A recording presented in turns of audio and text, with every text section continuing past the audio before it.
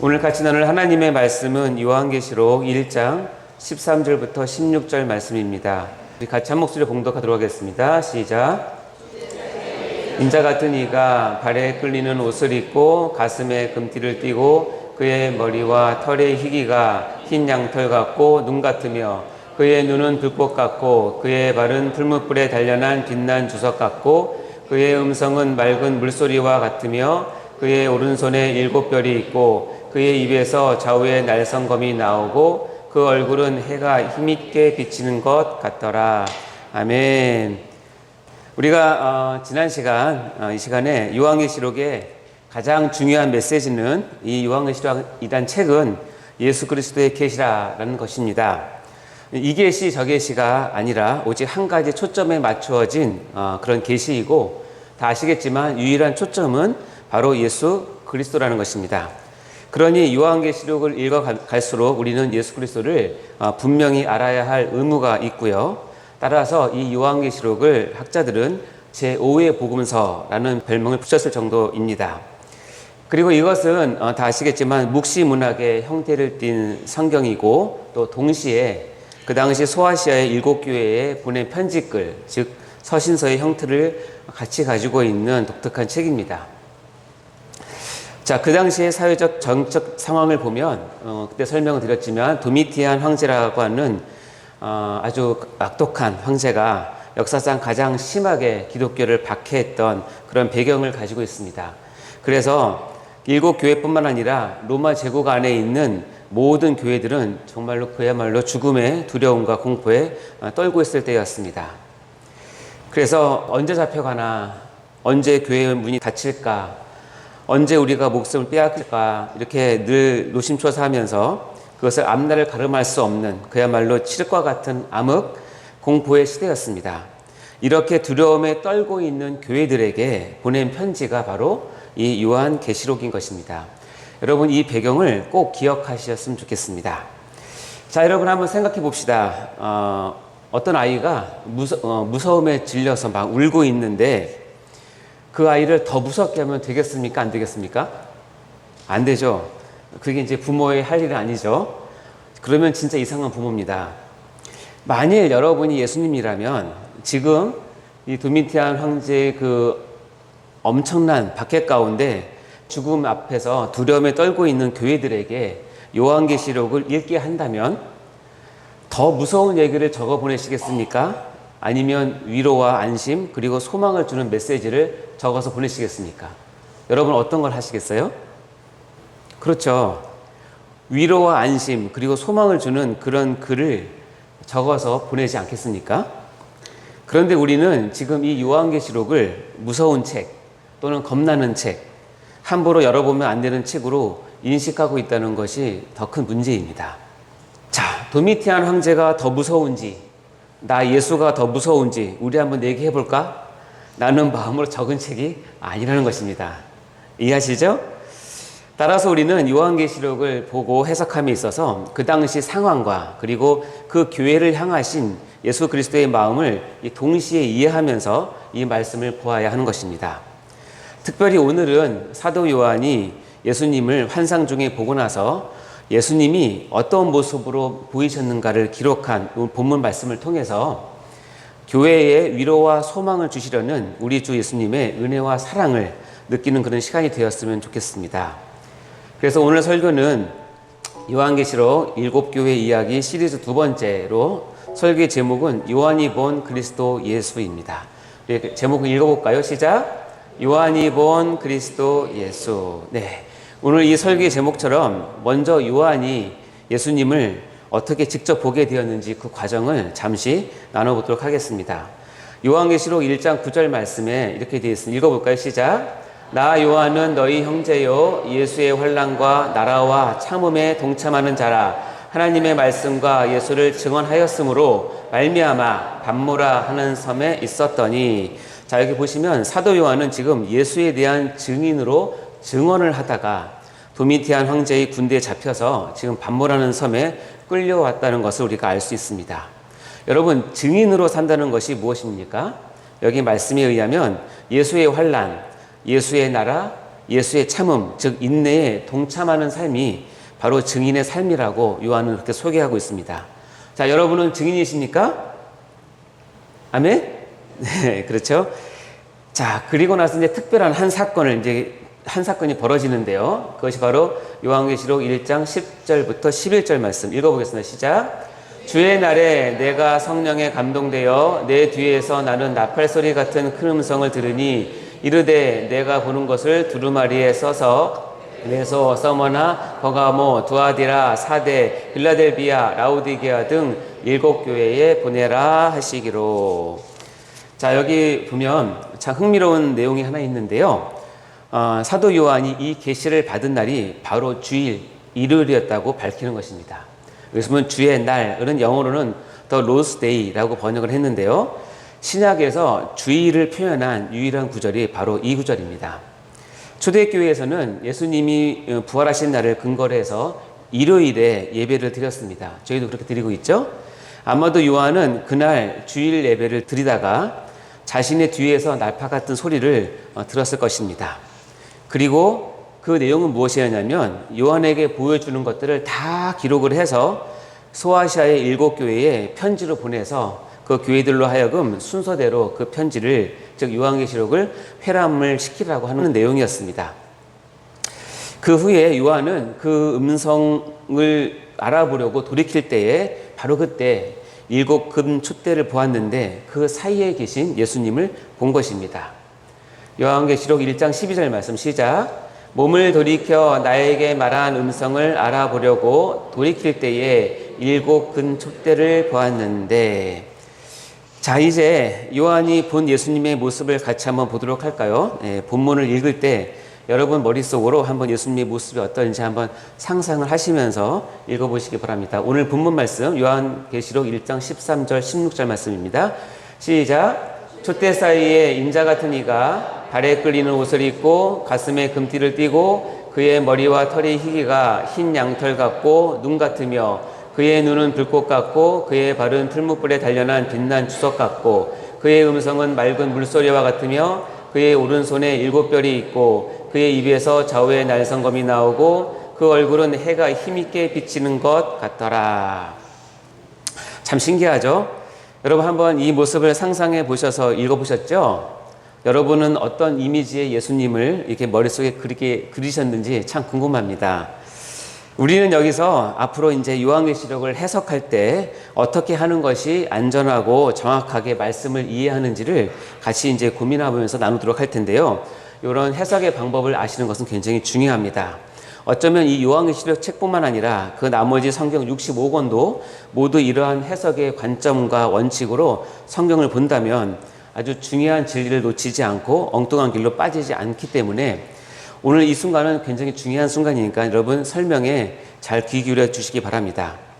자, 첫 번째 원칙은 뭐냐면 묵시 문학적 표현이라고 하더라도 그 당시에 이 편지를 보는 교회에 속한 성도들은 서로 통용되고 이해가 되는 그런 내용이었다는 것입니다.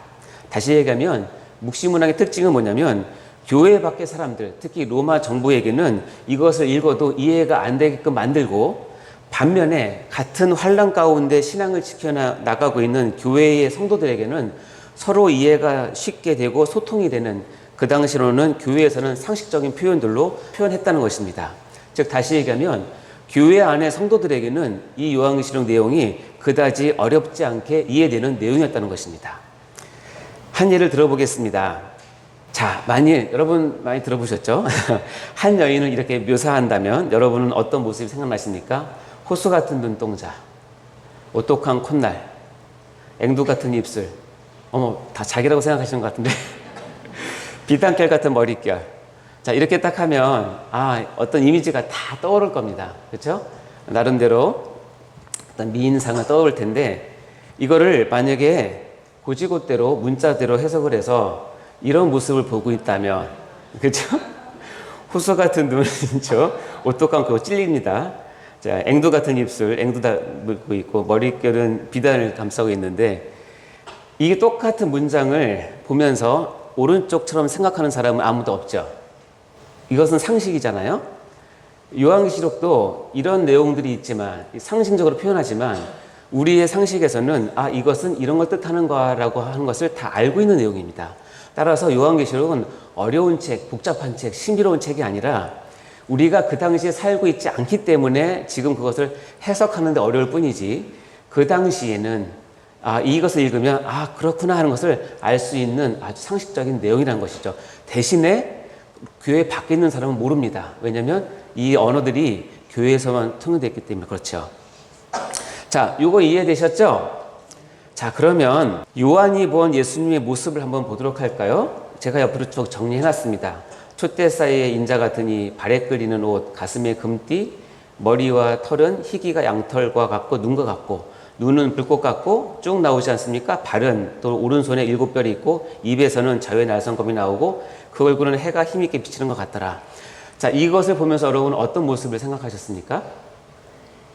이것을 그냥 문자 그대로, 세대주의적 해석이라고 하는데, 문자 그대로 또는 근본주의적 해석을 하면 이거 그리면 이렇게 됩니다. 이게 예수님의 모습이라고 그러죠. 보시면 눈에서 불꽃이 있죠. 그 다음에 머리카락은 흰 양털같이 되어 있죠. 오른손에는 별이 7개 들려 있죠. 입에서는 칼을 물고 있는 건지 이게 뭐 그렇죠. 7 촛대가 있고. 자, 옆에 있는 이것을 문자 그대로 갖다가 그림을 그리면 이렇게 된다는 것입니다. 이것을 보여주려고 예수님께서 요한에게 이렇게 보여줬을까요? 그렇지 않겠죠. 그런데 우리는 이것을 읽으면서 그냥 우리 생각대로, 우리 기준대로 해석을 해버리면 오른쪽 그림과 같은 것을 보고 이것이 예수님의 모습이라고 착각할 수도 있다는 것입니다. 그렇지 않다는 것이죠. 이와 같이 이 문자적으로 본다는 것은 굉장히 또 위험할 수도 있고, 또 너무 상징적으로 보는 것도 또 위험할 수도 있습니다. 그래서 이 가이드가 있다는 것을 여러분 반드시 기억하셔야 됩니다.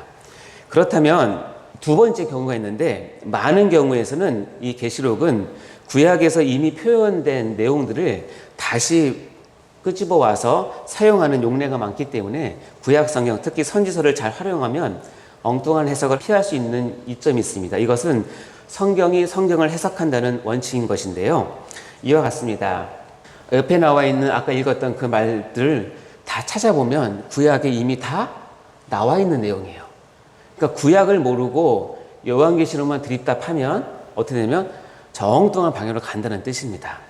예를 들어볼까요? 촛대 사이에 인자 같은 이, 이 인자 같은 이는 다니엘서에 보면 이렇게 나와 있습니다.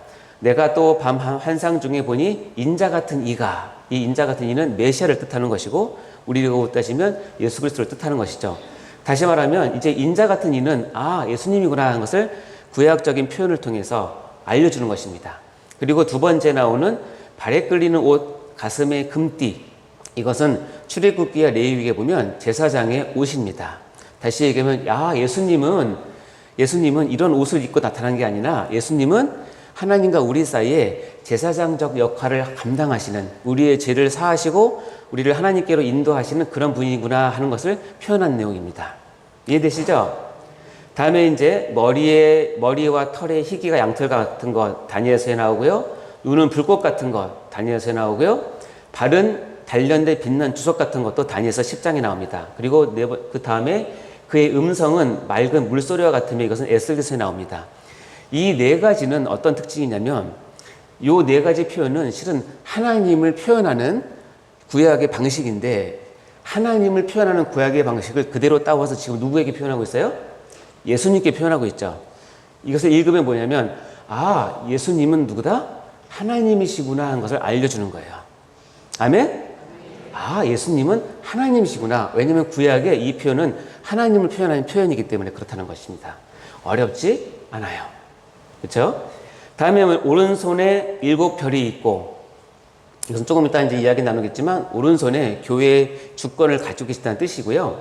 자, 그의 입에서는 저의 날성검이 나오고, 아까 그림처럼 입에 칼을 물고 계신 분이 아니라 이것은 히브리서에 이미 나와 있습니다.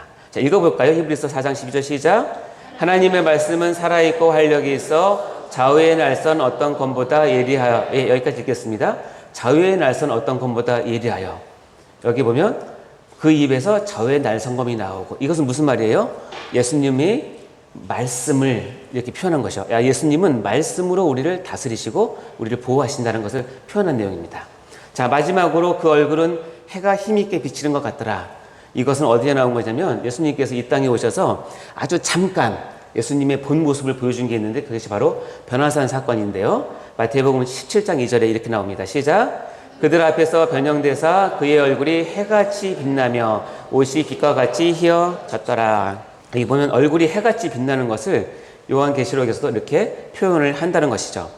자, 여기서 보시면 아시겠지만 예수님의 이 표현은 우리가 시각적으로 보라는 뜻이 아니라 예수님은 이런 분이라고 하는 것을 이렇게 요한에게 보여줌으로 이렇게 표현하게 함으로써 예수님께서는 어떤 분이신지 하나님이시고 우리를 보호하시는 분이고 말씀으로 다스리시는 분이시고 능력이 있으시고 영광이 해같이 빛나는 분이라는 것을 우리에게 알려주는 그런 모습인 것입니다.